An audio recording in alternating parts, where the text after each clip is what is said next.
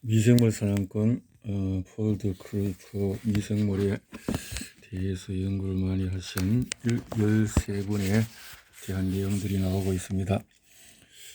데오발드 스미스 진드기와 텍사스 열 진드기와 텍사스 열. 데오발드 스미스 1859년부터 1934년 인류가 또 한 고비를 넘도록 만들었다. 그는 미국인으로서 첫 번째 미생물 사냥꾼이었고 계속 미국 미생물 사냥꾼들의 대장으로 남아있다. 스미스는 평범한 농부들의 출현을 따라 갑자기 길을 바꾸어 놀라운 일들을 경험했다. 이번 장에서는 스미스가 무엇을 알아냈고 그를 따르던 개척자들이 무엇을 발견했는지를 이야기하겠다. 인간의 힘으로 기생체에 의한 질환을 이 지구상에서 없애게 될 것입니다. 누에의 병과 싸우다 중풍에 걸렸지만은 이로 인해 유명해진 파스텔은 이렇게 약속했다. 여러분이 기억하듯이 그가 너무나 열정적으로 말했기 때문에 사람들은 전염병이 1년 내에 늦어도 그 다음 해까지는 사라질 것이라고 생각했다. 사람들은 희망을 가지고 기다렸다. 그리고 파스테르가 백신을 만들자 환호했다. 놀라운 것이지만 미생물을 박멸하는 약은 아니었다. 다음에 코흐가 등장했다. 그는 위험을 무릅쓰고 결핵균을 발견해서 사람들을 놀라게 했다. 코흐가 많은 약속을 하지는 않았지만은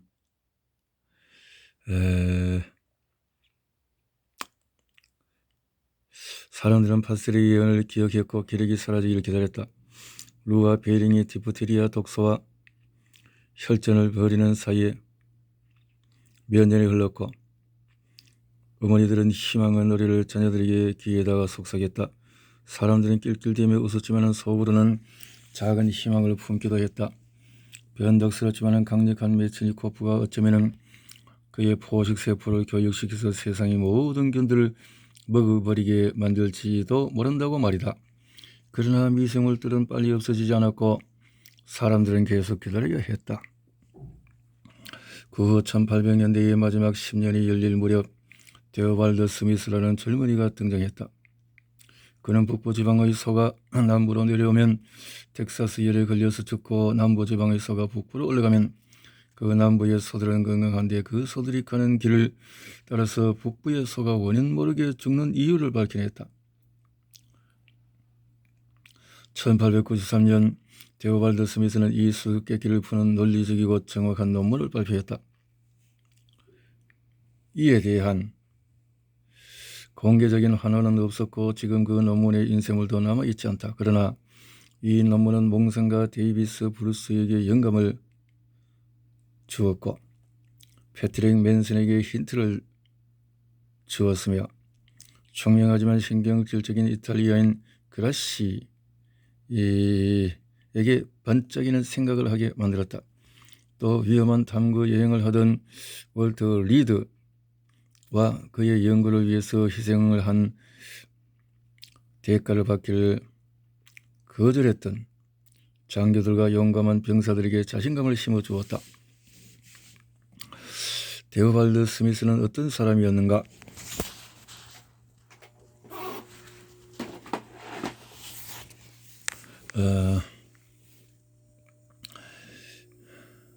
미국에서도 그의 이름을 들어본 사람은 아마 수천 명밖에 안 될 것이다.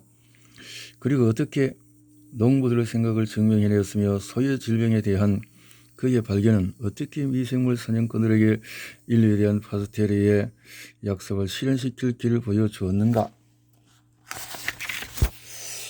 1884년 데오발드 스미스는 20대 중반이었다. 그는 코넬 대학에서 철학을 전공한 후에 알바니 의과대학에서 졸업한 의사였다. 그러나 그는 치료하지도 못하는 병을 엄숙하게 진단하고 도움이 필요한 사람에게 줄 수 있는 것은 동정심뿐이며 희망도 없는 환자를 치유하려고 애쓰면서 평생을 살고 싶지는 않았다. 간단히 말해 그에게 있어 의술은 혼란스럽고 비합리적인 일이었다.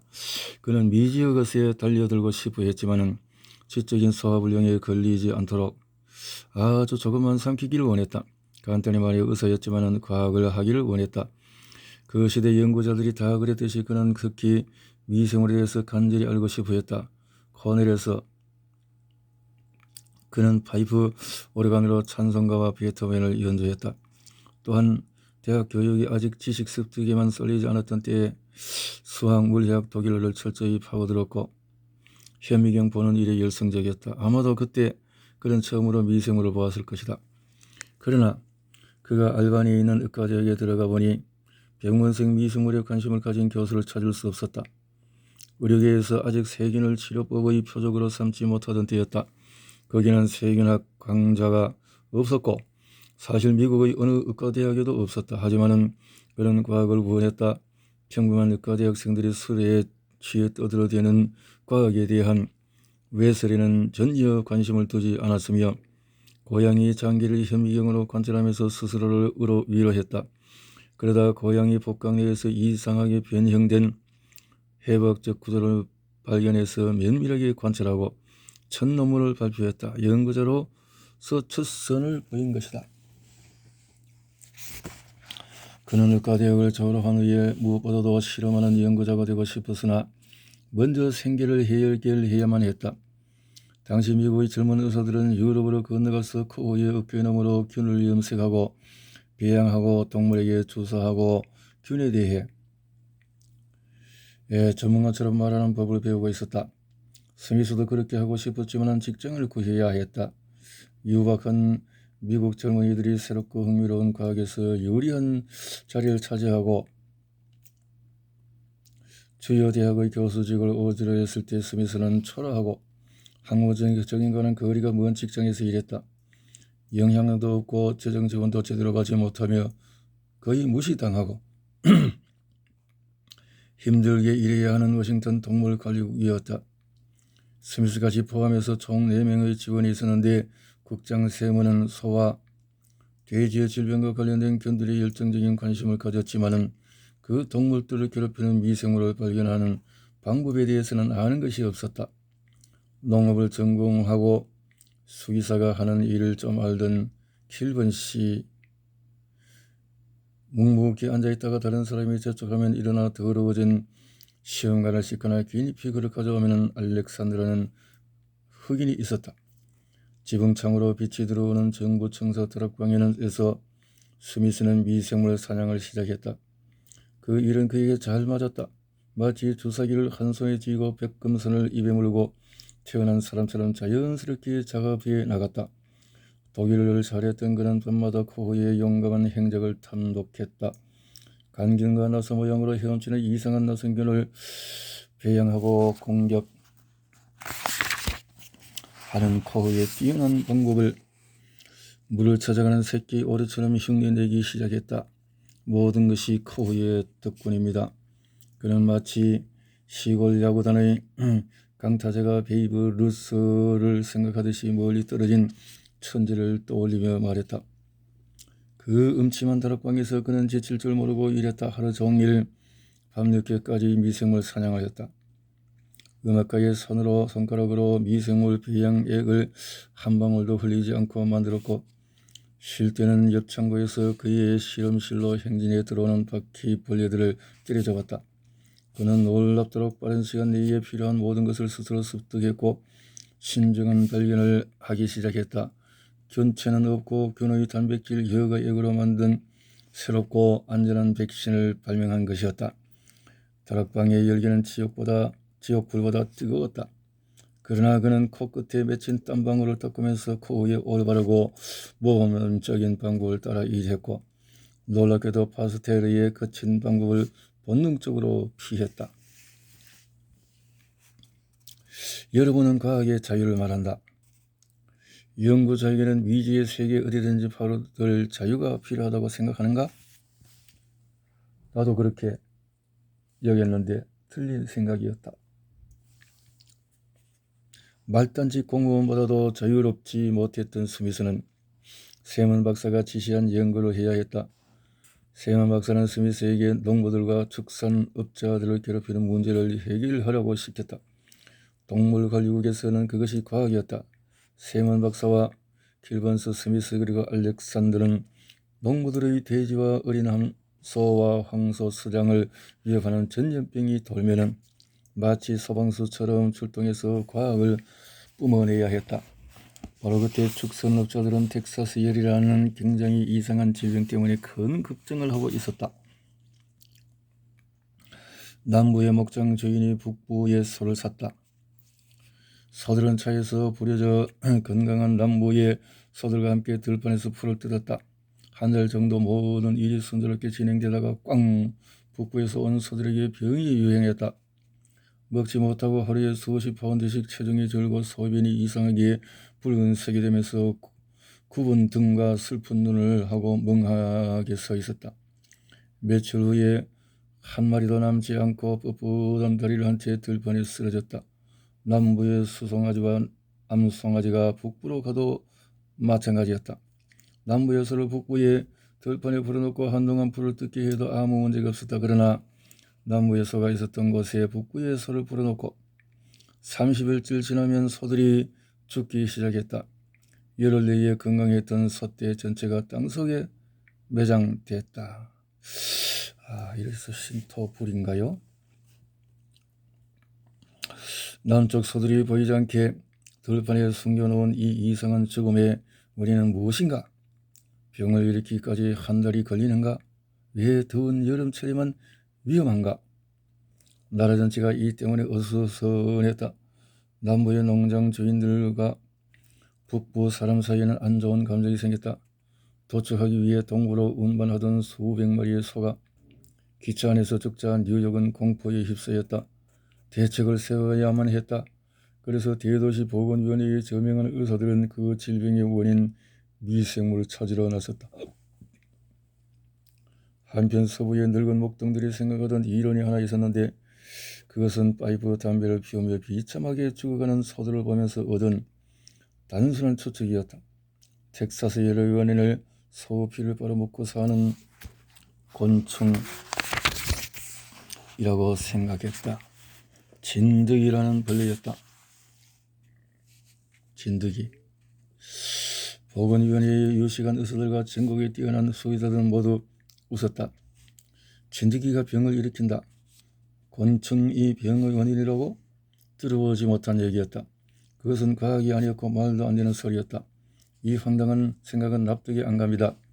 그 분야의 저명한 권위자였던 겜지가 말했다. 그는 열심히 텍사스를 연구했지만 진드기에 대해서 언급한 적이 없었다. 전국의 과학자들은 죽은 소의 시체를 열심히 파헤쳐 균을 발견했다. 하지만 진드기는 발견되지 않았다. 그 병은 소똥을 통해 퍼집니다. 한 사람이 말했다. 틀렸습니다. 타액을 통해 퍼집니다. 또 다른 사람이 말했다. 과학자들 수만큼 다양한 이론이 나왔다. 그 사이에 또 소들은 계속 죽어갔다. 그러던 1888년 어느 날 세먼 박사는 테오발드 스미스에게 텍사스 열을 연구하라고 시켰다. 켈반의 스미스를 돕고 알렉산더를 그들을 위해서 청소를 했다. 진드기에 대한 언급은 전혀 없었다. 균을 찾으시오. 세먼 박사가 스미스에게 말했다. 그해 그들은 텍사스 열로 죽은 소 4마리의 비장과 간만 조사했다. 그것들은 얼음에 채워져 양동기에 담겨져 버지니아와 메릴랜드로부터 장례식장 같은 다락방으로 왔다. 스미스는 어찌할 줄 모르던 그 많은 과학자들과 수의사들에게는 없는 것을 하나 가지고 있었다. 생활의 지혜였다. 그는 첫 번째 비장의 여기저기를 현미경으로 관찰했다. 미생물들이 보였다. 분명히 여러 종류의 미생물들이 모여 있었다. 그리고 나서 스미스는 비장 한 조각의 냄새를 맡고 코를 찌푸렸다. 냄새가 지독했다. 상했던 것이다. 그는 당장 축산업자들에게 증가를 원해서 소들이 죽자마자 내장을 재빨리 얼음에 넣어서 더 신속히 실험실로 보내달라고 요청했다. 그렇게 하자 그 다음부터 균을 전혀 발견할 수 없었고 많은 양의 이상하게 깨진 적혈구들만 보였다. 적혈구들이 부서져 있는 것 같군. 그러나 미생물은 찾을 수 없었다. 그는 아직 젊었고 비판적이었으며 다른 연구자들이 명확하게 생각하지 못하는 것을 참지 못했다. 빌링스라는 사람이 평범한 간균을 텍사스 열의 원인균이라고 주장했다. 그는 죽은 소의 모든 부위와 거름더미를 포함한 흑간 구석구석에서 그 균을 발견했다. 빌링스는 애국적인 글을 썼다. 이 질병에 대한 기발한 연구의 태양은 동쪽이 아닌 서쪽에서 떠오르는 듯하다. 좀 과장이 심하군. 스미스는 이렇게 말하고 냉철하게 글을 몇 줄 써서 이 가짜 과학의 쓰레기들을 날려버렸다. 아무리 많은 기니피그와 훌륭한 조사기가 있다고 해도 실험실에서 앉아서 냄새나는 비장과 간을 바라보는 일은 아무 소용도 없음을 그는 알고 있었다. 실험을 하는 사람으로서 그는 살아있는 질병이 필요했다. 소들이 마지막 격렬을 일으키며 죽는 그 자리에 있어야만 했고 자연을 추적해야만 했다. 그러던 어느 날 킬번이 목동들이 말도 안 되는 진드기 이론을 들고 와 이야기하자 그는 곧 1889년의 여름을 준비하기 시작했다. 킬번의 말을 듣는 순간 그는 정신적 길을 쫑긋 세웠다. 소떼를 잃었고 텍사스 열이 어떻게 진행되는지 직접 본 그 목동들이 그런 생각을 한다고? 이제 스미스는 도시에서 태어났지만 방금처럼 풀냄새와 새로 갈아놓은 황태적 밭고랑을 좋아하게 되었다. 농부가 곡식과 날씨에 대해 짧게 말하는 몇 마디 속에는 지혜가 담겨 있음을 알았다. 그는 수학을 아주 잘했다. 농부들은 그런 것을 모른다. 그는 현미경과 시험관에 반짝이는 실험실의 도표들 속에서 편안함을 느꼈다. 간단히 말해서 이 젊은 연구자는 속설들을 비웃고 어떤 때는 시골의 진부함을 우습게 여기는 아주 세련된 학문으로 꽉 차 있었다. 그렇게 그는 많이 배웠지만은 멋진 건물과 복잡한 기구를 분명히 생각과 구별할 수 있었다. 사실 그는 책에서 얻거나 시험관에서 본 것을 항상 불신하는 듯 보였다. 말도 잘 못하는 시골 사람이 옥수수 속대로 만든 곰방대를 양치질도 한 입에 물고 4월의 소나기가 5월의 꽃을 피운다고 중얼거릴 때 그 말이 정말 맞다는 것을 스미스는 느낄 수 있었다. 그는 킬번이 떠올리는 바보 같은 진드기 이론을 주의 깊게 들었다. 많은 서구의 목동들이 그 질병의 원인이 진드기라는 데 동의한다고 했다. 스미스는 생각했다. 그들은 누구에게도 아부할 이유가 없는 순진한 사람들이다. 그들에게서 송아지 냄새가 나고 가축들과 거의 함께 산다고 볼 수 있다. 그 무서운 질병이 소들을 죽이면 아이들에게 빵을 줄 수 없다는 것을 알고 밤에도 깨어서 소를 지켜야만 하는 사람들이다. 불쌍하게 죽은 동물들을 파묻는 이들도 그들이다. 그런데 그런 경험을 한 농부들이 모두 같은 말을 했다. 진드기가 없으면 텍사스 열도 없다. 스미스는 농부들의 생각을 또 따랐다. 목동처럼 가능한 가깝게 접근해서 병을 관찰했다. 자연을 추적해서 아주 간단한 기술만으로 변화를 주는 새로운 미생물 사냥이 탄생했다. 1889년 여름 날씨는 점점 더 더워졌다. 바로 전해 목장 주의들은 소를 잃고 몹시 불평들을 늘어놓았다. 서둘러서 어떤 대책이라도 세워야 했다. 정부도 그 사실을 알고 있었다. 농산부에서는 상당히 많은 예산을 확보해서 세먼 박사에게 일을 시작하라고 지시했다. 다행히도 그런 실험에 대해서 아는 것이 별로 없어서 스미스가 하는 일을 조금도 방해하지 않았다. 스미스는 킬번과 함께 이상한 실험실을 차렸다. 사방이 벽으로 둘러싸인 것이 아니라 뜨거운 태양 아래 낡은 울타리가 쳐진 대여섯 개의 들판이었다. 1889년 2월 27일 북부의 소들을 죽인 텍사스 열의 발원지인 북캐롤라이나 지방에서 좀 마르긴 했지만 완벽하게 건강한 7마리 소를 배로 수송해 왔다. 이 7마리의 소에는 수천 마리의 다양한 크기의 진드기가 붙어 있었다. 어떤 것들은 돋보기로 보아야 할 정도로 작았다. 오랫동안 순환을 당해온 소들의 피를 빨아먹어서 뼈가 불룩해진 크기가 반 인치쯤 되는 근사한 진드기 암컷도 있었다. 스미스와 킬번은 안전하게 울타리를 친 1번 들판에다가 진드기가 득실거리는 이 남부의 소 4마리와 건강한 북부의 소 6마리를 같이 넣었다. 곧 진드기들이 텍사스 열 근처에 가본 적도 없는 북부의 소들에게 옮겨갈 것이다. 어떻게 될까?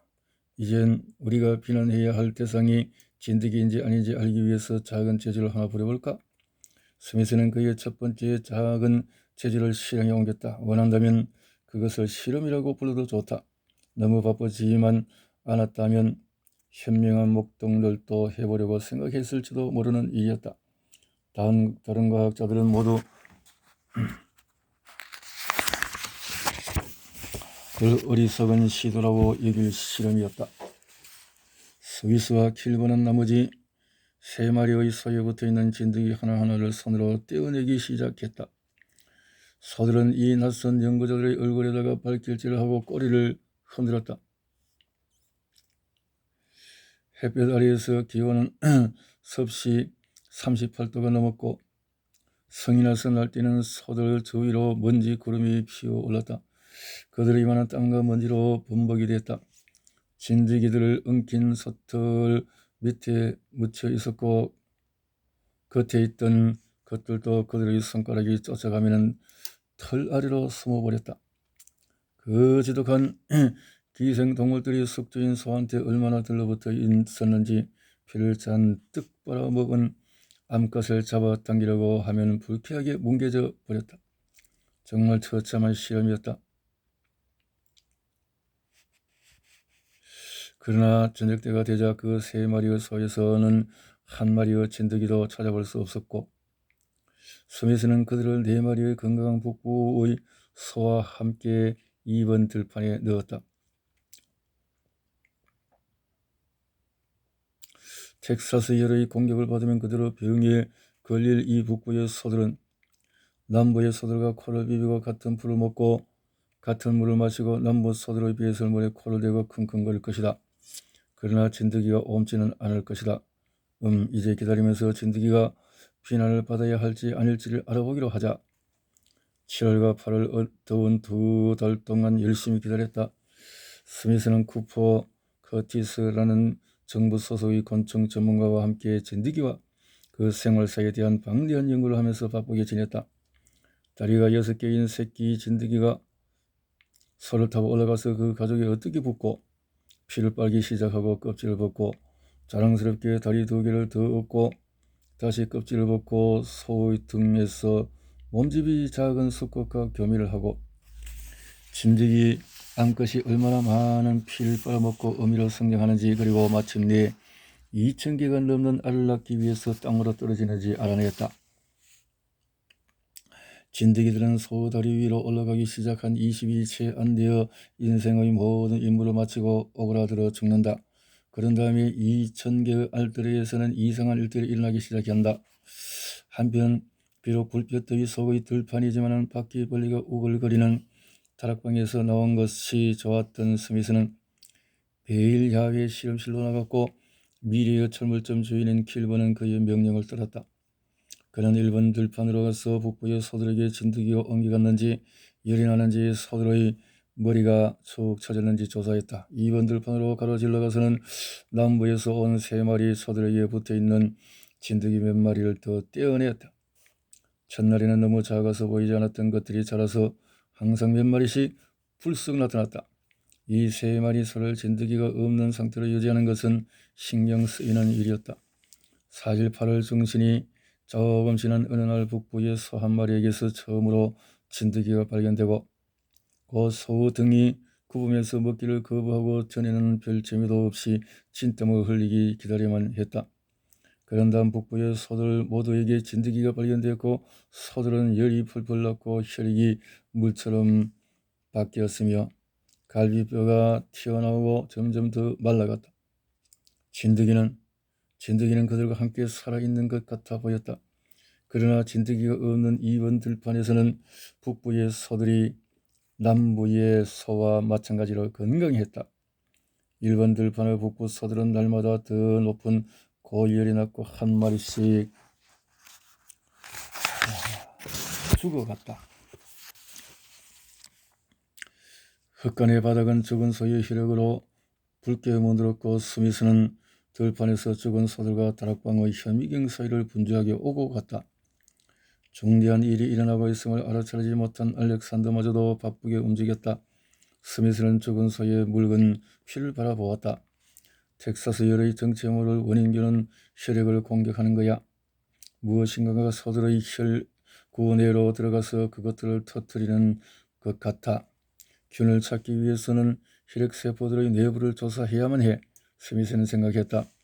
현미경 전문가라고 지칭하는 사람들의 보고를 믿지 않는 그였지만 그럼에도 그는 상당히 날카로운 관찰력으로 현미경을 볼 수 있었다.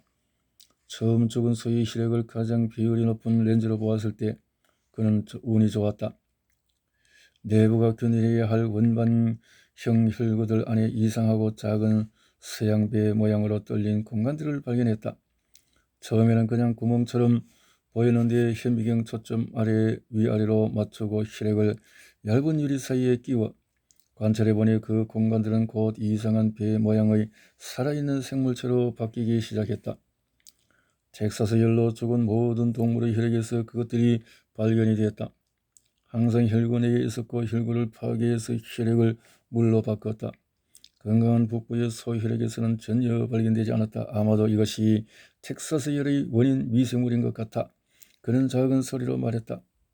그러나 훌륭한 농부처럼 그는 성급한 결론을 내리지는 않았다.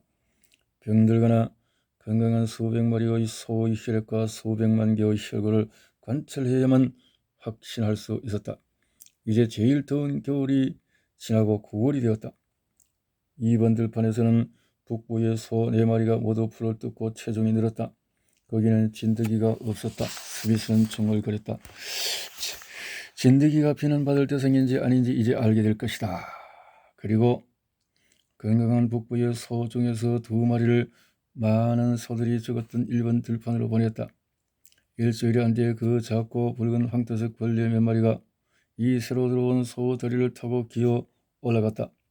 2주가 조금 지난 후 텍사스의 열에 걸려서 2마리의 소 중에 1마리가 죽었고 1마리는 병을 앓았다. 그러나 확신하기 위해서 실험이 더 필요했다. 시도해볼 재주가 또 있었다. 다시 한번 원한다고 실험이라고 불러도 좋다. 죽음의 들판인 북캐롤라이나 지방에서 풀이 가득 담긴 커다란 양철통을 가져왔다. 그 속에는 소의 피에 목마른 진드기들이 우글거리며 기어다녔다. 스미스는 남부에 소가 들어간 적도 없고 피를 빨아먹는 진드기가 한 번도 없었던 3번 들판에 그 양철통을 들고 가서 이리저리 걸어다녔다. 들판 전체에 죽음의 씨앗일지도 모르는 진드기를 뿌렸던 것이다.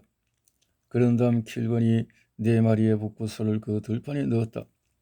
몇 주 안에 그 소들의 혈액은 묽어졌고 1마리는 죽고 3마리 중에 2마리는 텍사스 열을 심하게 앓아서나 회복됐다. 스미스는 미생물 사냥꾼 중에서 처음으로 보이지 않는 암살자가 한 동물에서 다른 동물로 가는 정확한 이동 경로를 추적하는 데 성공했다. 남부의 소와 진드기가 있던 들판에서 북부의 소가 텍사스 열로 죽었다. 남부의 소는 있었지만 진드기가 없었던 들판에서 북부의 소는 체중이 늘었고 계속 행복한 상태로 있었다.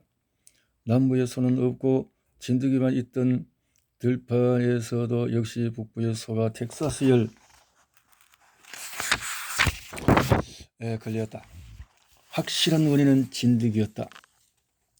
그러나 스미스는 끊임없는 세심한 실험으로 서구의 독동들이 자연의 위대한 사실을 관찰해냈음을 증명했다.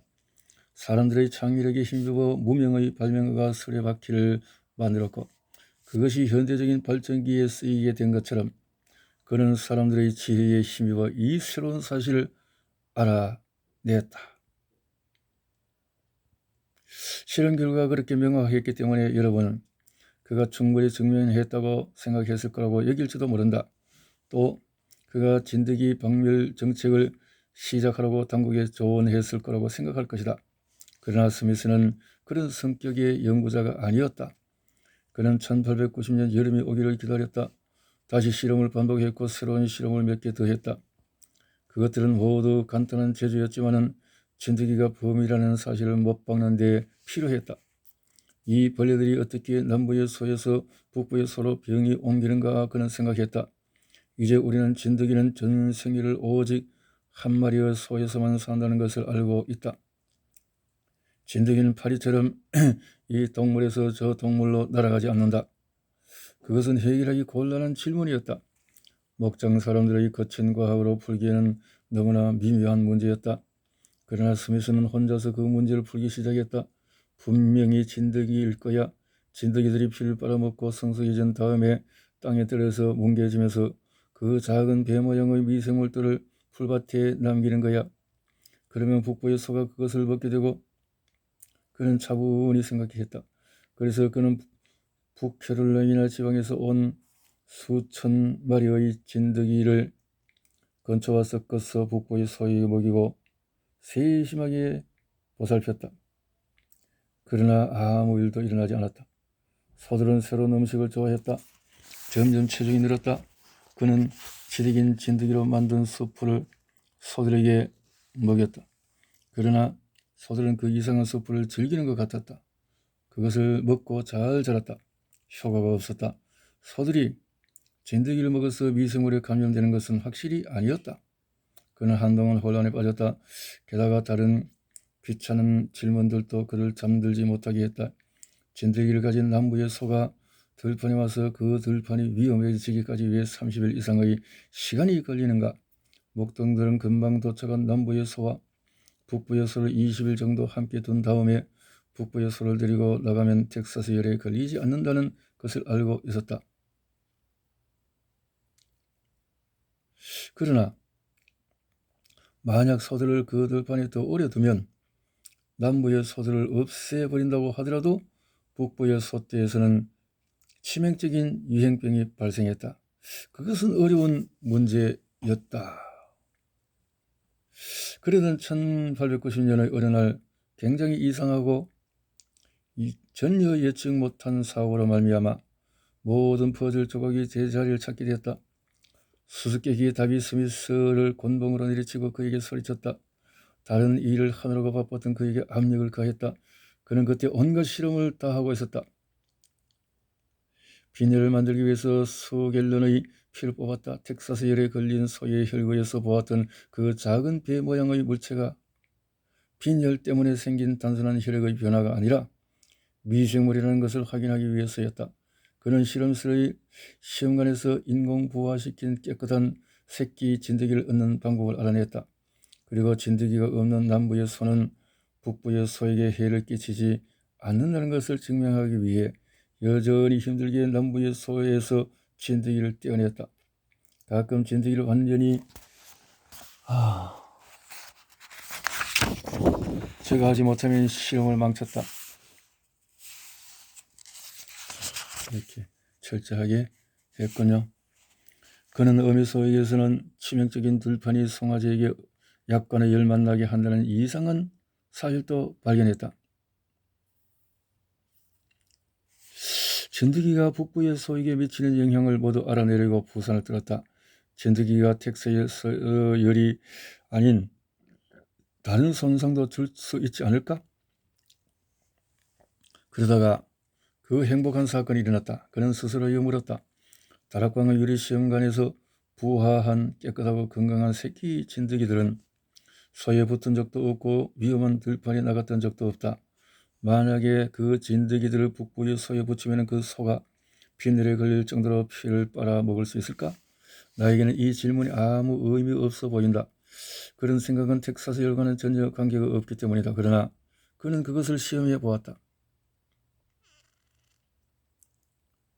건강하고 통통한 한 살 빼기 암소 한 마리를 상자 모양의 축사 안에 넣고 매일 수백 마리의 깨끗한 새끼 진드기를 그 암소에 올려놓은 후에 그 말썽 꼬리들이 털 밑으로 기어 들어갈 때까지 암소를 꽉 붙들고 있었다. 그런 다음 진드기들이 식사를 하는 동안에 비늘이 생기는지 조사하기 위해서 날마다 피부에 작은 상처를 내고 피를 뽑았다. 그러던 어느 날 스미스는 평소에 하던 대로 축사에 들어가서 암소 위에 손을 얹었다. 이게 뭐지? 소가 열이 나잖아. 고열이잖아. 이건 뭔가 의심스러운데 그 암소는 머리를 늘어뜨리고 먹이를 먹지 않았다. 그리고 전에는 걸쭉하고 진하고 붉었던 암소의 피가 매우 묽고 거무스름해져 있었다. 그런 혈액 표본을 작은 유리판 사이에 끼워서 서둘러 다락방으로 돌아갔다. 현미경으로 보니 확실했다. 낡은 10센트 동전처럼 표면이 매끈하고 튼튼한 둥근 혈구 대신에 구부러지고 느들느들하고 부서진 혈구가 보였다. 그리고 이 망가진 세포들의 안에는 그 작은 배 모양의 미생물이 들어 있었다. 정말 기막힌 일이었다. 그 어떤 허황된 생각보다도 이상했다. 그 미생물들은 나이든 진드기들에 묻어서 북캐롤라인에서 온 것이 확실했다. 그 나이든 진드기들이 낳은 알들을 시험관에서 부화시켜서 얻은 새끼 진드기들 안에서도 그 생물들은 살아있었다. 그리고 이 새끼 진드기들은 마침내 완전히 우연이었지만 그들이 목표했던 한 살빼기 암소에게 되돌아가 그 암소를 죽였다. 순식간에 모든 문제들이 확실해졌다.